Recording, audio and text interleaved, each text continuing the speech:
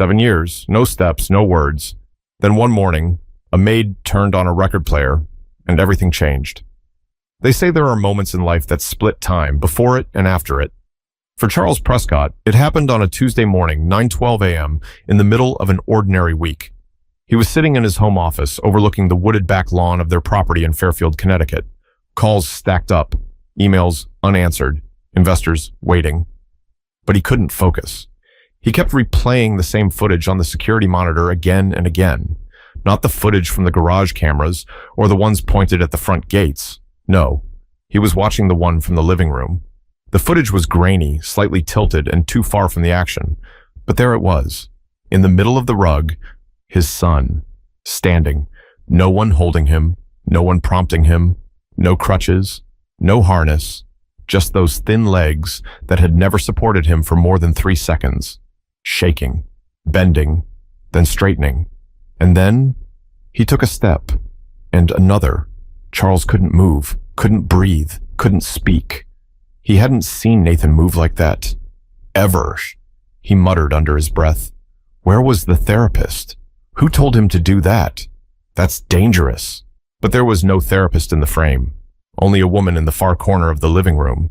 A dark-skinned woman in her late 40s, maybe early 50s, wearing a head wrap, a faded t-shirt, and house shoes.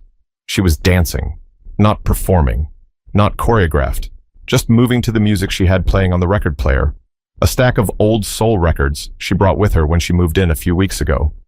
She spun around, swayed, dipped low, and Nathan, just a few feet away, had watched her, eyes wide, mouth slightly open, and then stood.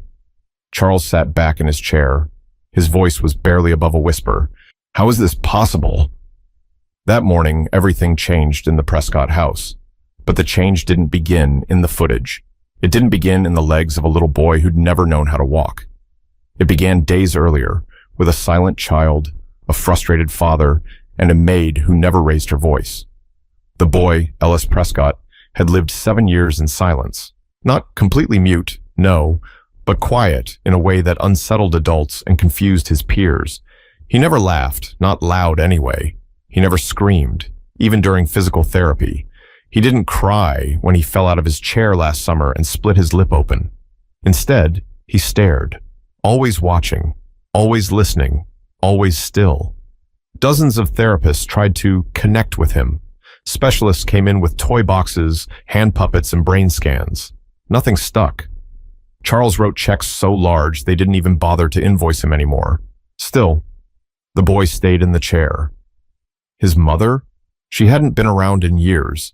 She left when Ellis was 2, unable to accept what the doctors had said, that her son would likely spend the rest of his life with limited mobility, no independent walking, and even less emotional expression. She left, and Charles buried himself in work, until the work started to feel like noise, too. The only person who stayed was Alma, the housekeeper, but even she eventually said she was too old to keep up with everything. That's when she recommended someone. A woman she said was different. Not a nurse, not a nanny, just a woman who'd been through some things and knew how to keep a house in order. Her name's Monica Traylor, Alma had told him. She's not fancy, but she's got heart. Charles didn't care about heart. He needed someone who could follow rules, keep a schedule, keep the place clean, and not make things worse. Still, he nodded. A week later, Monica showed up. With a suitcase full of secondhand clothes, a crate of vinyl records, and a photo of 2 boys in a plastic frame. Ellis didn't say a word to her when she arrived. She didn't say much either, just looked at him, smiled gently, and said, "You don't have to talk to me, baby. I'll just talk to you." And she did. Every morning, every afternoon, and into the quiet of the evenings, Monica filled the air with her stories. Stories of Macon, Georgia, of raising 2 boys without a husband, of working double shifts at the diner, of scraping by, and of singing. Always singing. Not loud, not pushy, just there, just consistent. Charles barely noticed, until that morning, when Ellis stood. But what Charles didn't know yet was that Ellis hadn't just stood because Monica danced. Something much deeper had happened in the days before.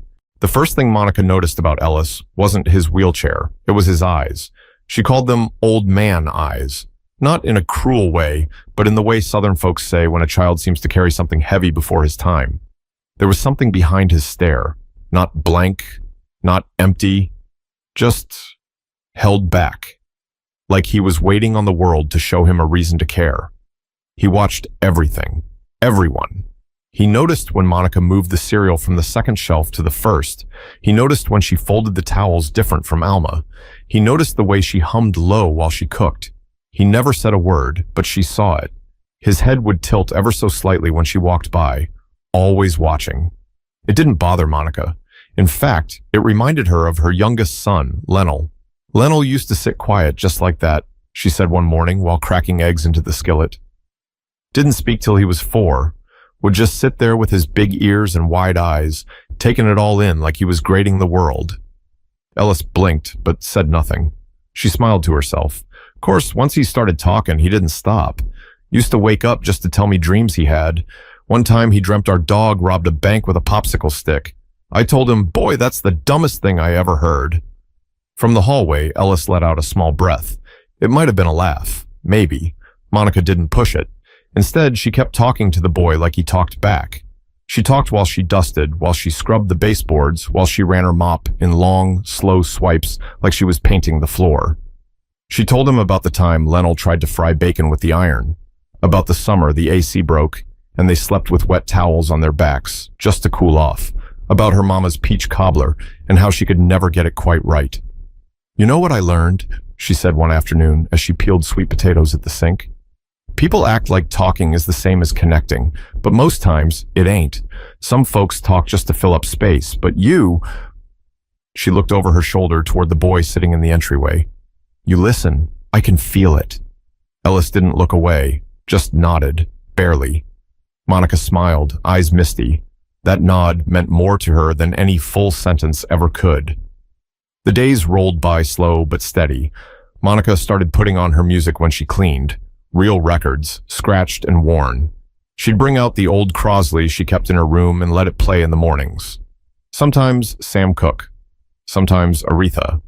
Sometimes the Staples singers. She didn't play them loud, just enough to hear the lyrics fill the room like warm butter. Ellis would sit by the door, not in the way, not asking for anything, just there, watching her move as she wiped windows, sang off key, and danced around the coffee table with a rag in one hand. One day, she looked up and caught him tapping his fingers on the side of his chair, barely moving. But there it was, a beat. Boy, she said, you got rhythm in there, don't you? He froze, looked up, eyes wide like he'd been caught stealing. She didn't laugh, didn't make a fuss, just said, that's good, that's real good. The next day, she left the living room door open a little wider, turned the record up just a notch louder, and when she danced a little slower, like she was waiting for someone to follow her steps. He didn't, not yet, but he watched. Meanwhile, Charles barely noticed the shift happening in his home. He'd grown used to silence, trained himself to ignore the echoes of a house that had grown too large for its family. Monica was just background noise, as far as he was concerned, a cheaper solution to a problem that didn't have one. Is she doing what I asked? He asked his assistant Gina one day over the phone. She's on schedule. Meals are on time. House is spotless.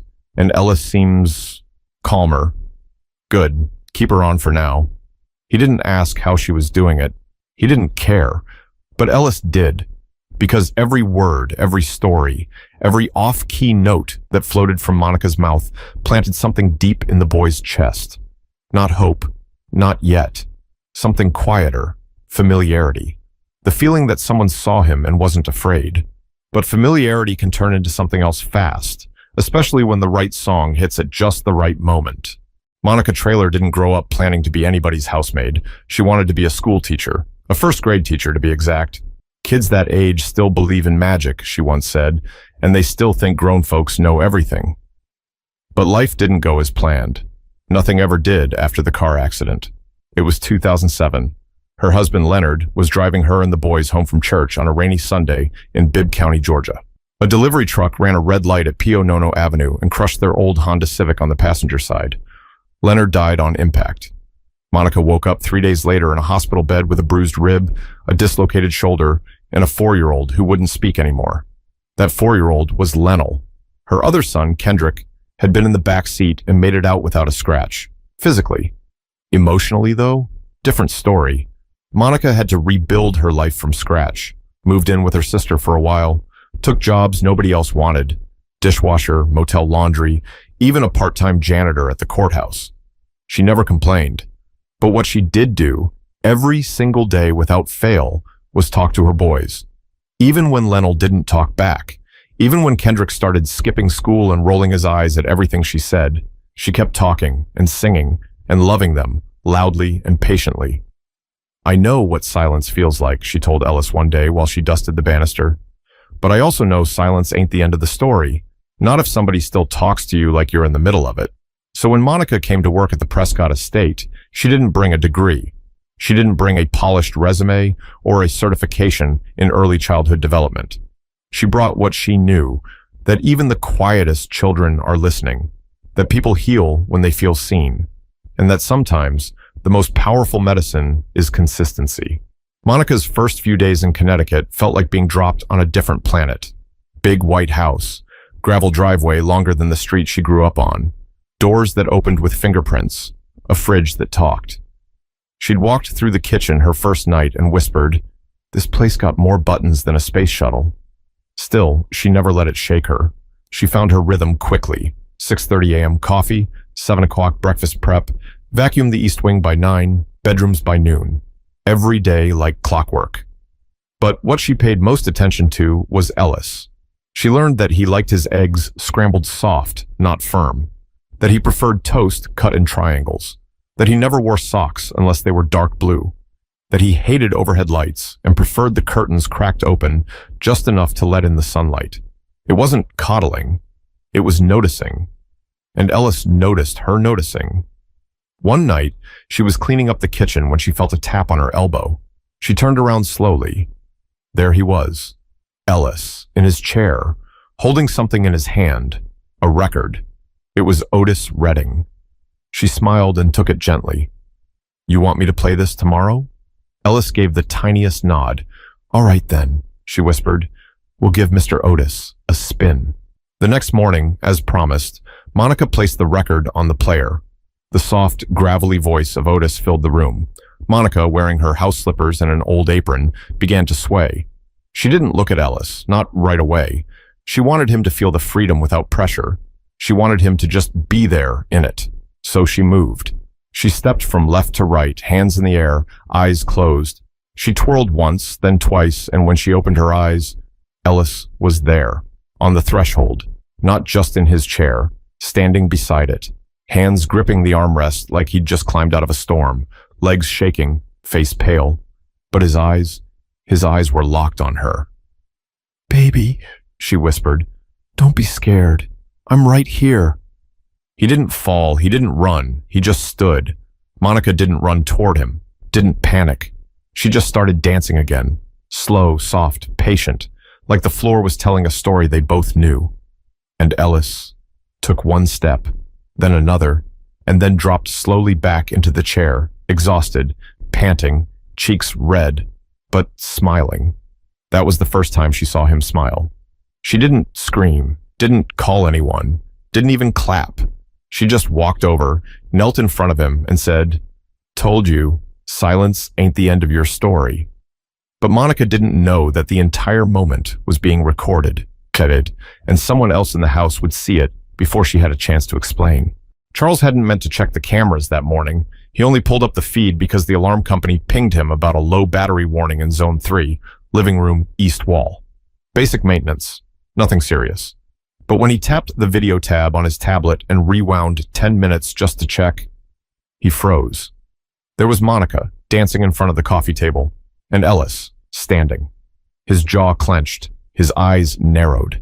He tapped the screen to rewind, then again, and again, watching it like it might disappear if he blinked too fast.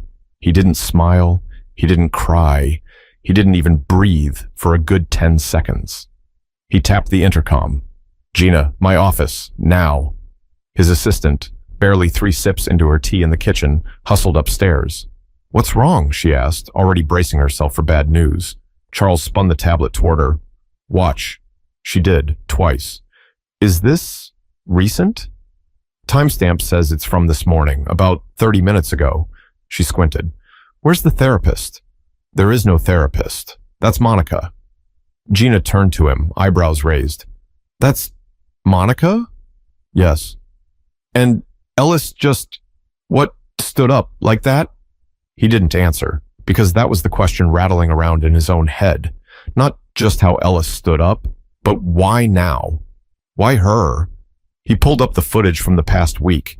He didn't even realize how often Monica played music in that room, or how many times Ellis sat nearby, always in the background, always watching.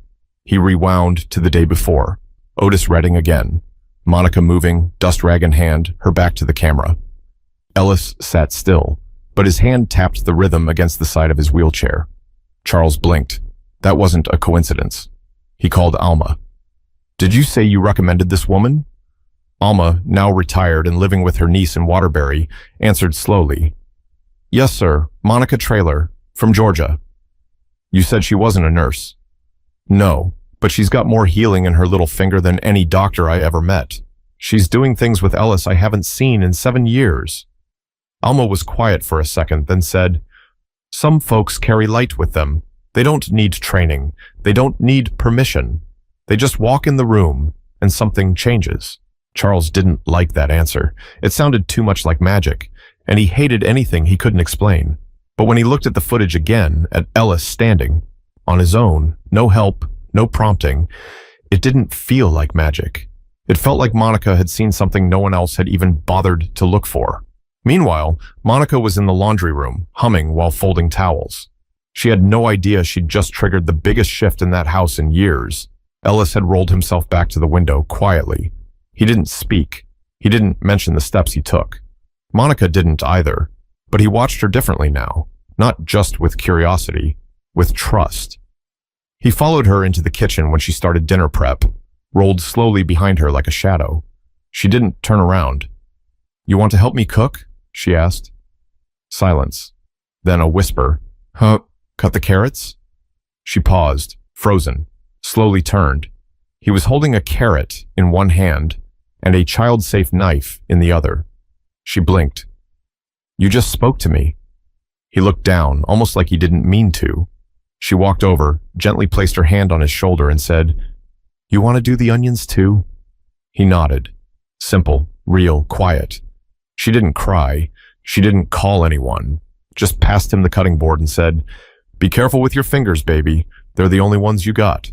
Upstairs, Charles was still glued to the monitor, watching Monica dance, watching Ellis rise, watching the moment the impossible became reality, right under his nose. He tapped the screen, paused it on Ellis standing mid-step. He didn't feel joy, not yet. He felt something he didn't expect, shame. Because this woman, a stranger, had reached his son in 3 weeks in a way no one else had in 7 years. And he didn't even know how. But soon, he would. Because later that night, he decided to confront Monica, and he didn't come with questions. He came with accusations. That evening, just past 7 p.m., the house felt different. Not because of anything anyone said, but because of what Charles Prescott was planning to say. He waited in the living room, sitting rigid in the same armchair he rarely used, facing the middle of the room like it was a courtroom. He didn't ask Monica to come in. He waited until she passed through on her way to tidy the den and spoke flatly. Monica, sit. She turned slowly, wiped her hands on her apron. He didn't look at her. She eased onto the edge of the sofa, quiet, calm, patient. Charles stayed silent for a few seconds too long. I saw the footage from this morning, he said finally. The camera, you and Ellis. She didn't react. I saw him standing. Still no reaction, just a slight shift in her breathing. Charles looked at her for the first time. You need to tell me what happened, what you did. Did you pull him up? Did you stage that? Monica's face stayed still. Sir? Was that safe? Do you realize how dangerous that could have been? What if he fell? What if... I didn't touch him. You didn't encourage it? I danced. He watched. That's all. Charles leaned forward. You expect me to believe my son stood up for the first time in his life? Just because you danced? Monica looked him in the eyes. No fear, no apology. I don't expect you to believe anything, sir, but I do expect you to listen. He didn't like that answer, but he didn't cut her off. She continued calm but steady.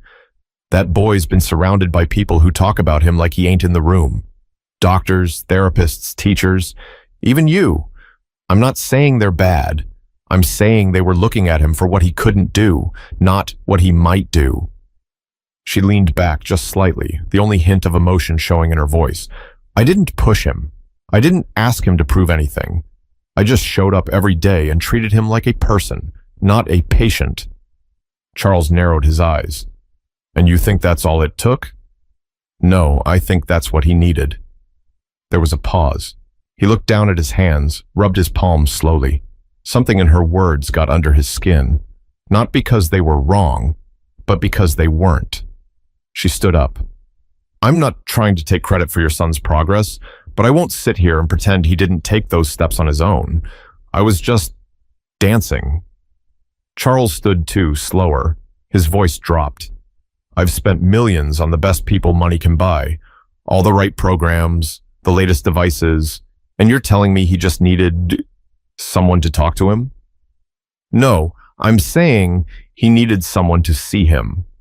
He didn't reply, just walked toward the liquor cart, poured himself a small glass of something expensive, and kept his back turned. Monica waited another few seconds, then turned to leave. But before she reached the door, his voice stopped her. Why music? She paused. He turned to face her again, quieter this time. Why do you always play those records? Monica gave a soft smile. Because songs don't ask anything from you. They don't demand you move. They don't get frustrated if you don't talk back. They just keep playing. And sometimes, when you're ready, your body remembers how to listen. That night, after she went to bed, Charles stayed in the living room. Didn't touch his drink, didn't check his emails. He just sat. He pulled up the footage one more time. Ellis, watching. Monica, dancing. And then, those steps. Slow, shaky, but real. Upstairs, Ellis couldn't sleep. He stared at the ceiling for a long time, trying to put words to the things he was feeling. He didn't have many, just fragments.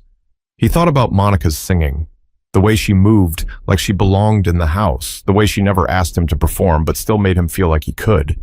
He closed his eyes and whispered, to no one in particular, I'm not scared anymore. The next morning, Charles came downstairs earlier than usual. He stepped into the kitchen and saw Monica stirring oatmeal at the stove.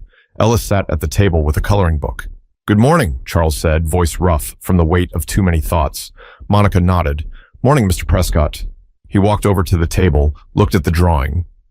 Is that a record player? Ellis gave a small smile. Monica spoke without turning. He said he wants to learn how to use mine. Charles nodded. Maybe we should get him his own. She turned, surprised. He didn't look at her, just said, if he's going to stand, might as well let him dance too. But even as peace began to settle, something else was coming. A deeper truth about Monica's past that would shake the house one more time. 2 days later, the footage went public. It wasn't Monica. It wasn't Charles. It wasn't even Ellis. It was Gina. She didn't mean to cause trouble. At least that's what she told herself. But after seeing the video of Ellis standing, raw and untouched, something inside her shifted. She'd followed Charles for years, watched him chase results and reputation like they were survival. She'd watched Ellis grow up without a real childhood. And for once, she thought people deserved to see something good.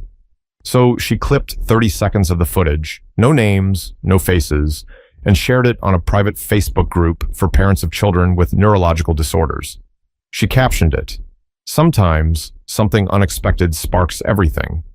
She never imagined it would be downloaded, reposted, and viewed over 4 million times in 48 hours. The calls started first. News outlets, morning shows, pediatric researchers. Then came the comments, thousands of them. I'm crying. I've never seen anything so pure. Does anyone know who this is? I'm a therapist and I'm stunned. Is that Otis Redding in the background? Whoever that woman is, she's an angel. Please, someone help me find her. I want to thank her. Monica found out when she opened her phone and saw a picture of her own back on a news article. Mysterious maid sparks miracle. Boy with neurological disorder takes first steps. She stared at the screen like it belonged to someone else. She'd come to this house to clean floors and warm food, not become a headline. Charles was livid, not at Monica, but at the loss of control. He stormed into Gina's office the moment he saw the article, threw the tablet down on her desk. You did this? Gina tried to explain. It was meant to inspire. Just the clip, no names. I don't care what you meant. This is my son. She stood her ground. And that woman saved him in a way none of us did. Maybe people need to see what's possible. Charles shook his head. This isn't about possibility. It's about privacy. Then say that, she snapped. But don't pretend like this is about Ellis. This is about you losing control of the story. That hit him harder than he expected, because it was true. Downstairs, Monica sat at the kitchen table, staring at her phone, tears in her eyes, not from joy, from fear. She knew what media attention could do. She'd seen it once before.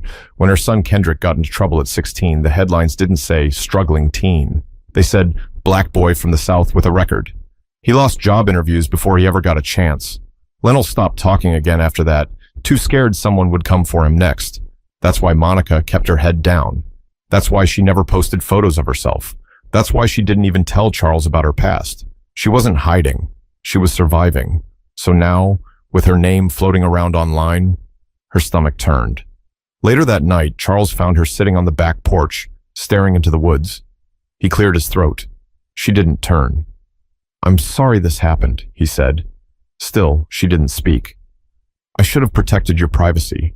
I should have made sure that video never left the house. She looked up at him finally. I'm not mad it got out.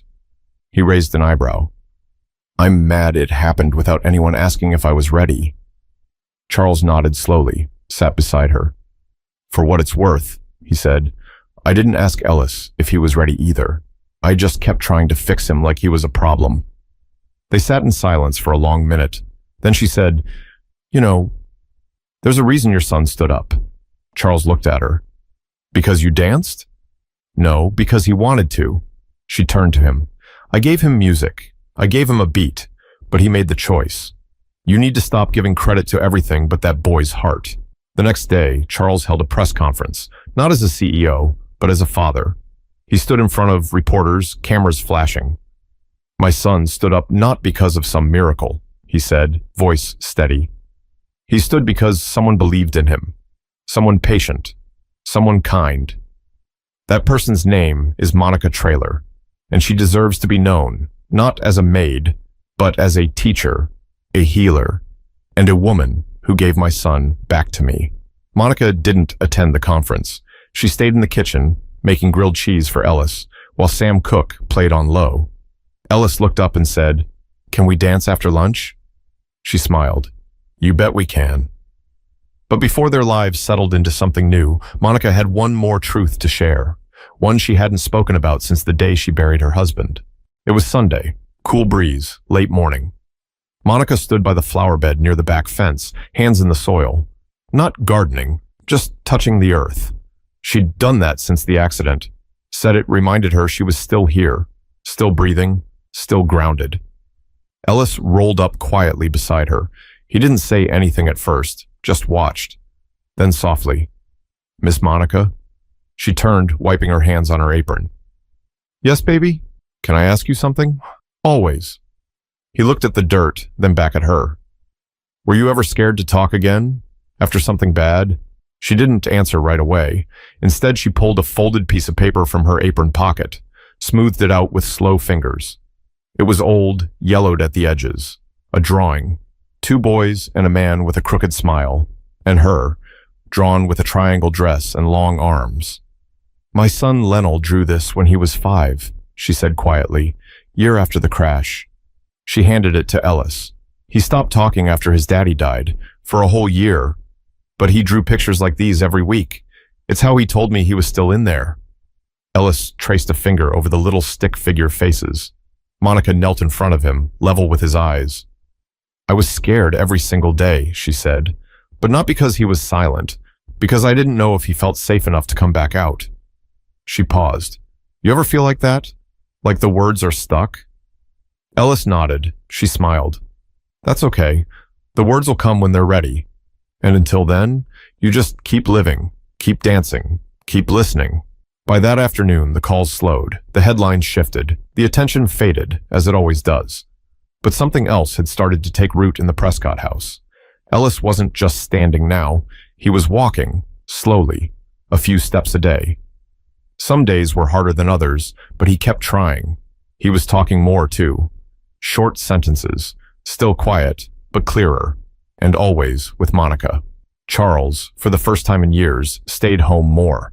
He stopped scheduling back-to-back calls, sat in the living room, listened to records, asked Ellis what he was drawing, even tried dancing once. It was stiff and terrible. Ellis laughed, loud, full-body kind of laugh. Charles looked at Monica and said, "That was worth more than any contract I've ever signed." She just nodded and handed him another record. 3 weeks later, Charles asked Monica to stay on full-time, not as a maid, as Ellis's companion, helper, whatever title she wanted. She smiled. "I'll stay," she said, "but no titles, just Monica." One night, after Ellis went to sleep, Charles and Monica sat at the kitchen table with coffee. He looked at her, then asked the question he'd avoided for weeks. "Why did you come all the way up here, from Georgia?" She stared into her cup for a long moment, then said, "Because after Linnell passed, I needed to feel like I could still reach somebody." He froze. "Linnell passed?" She nodded slowly. 3 years ago. Sudden asthma attack. Gone before the ambulance got there." Charles said nothing. What could he say? Monica looked at him gently. "I don't talk about it much. Still hurts too deep. But when Alma called me about this job, said there was a little boy who never smiled, I felt something pull me." Charles's voice was barely above a whisper. "You saved him." Monica shook her head. "He saved me."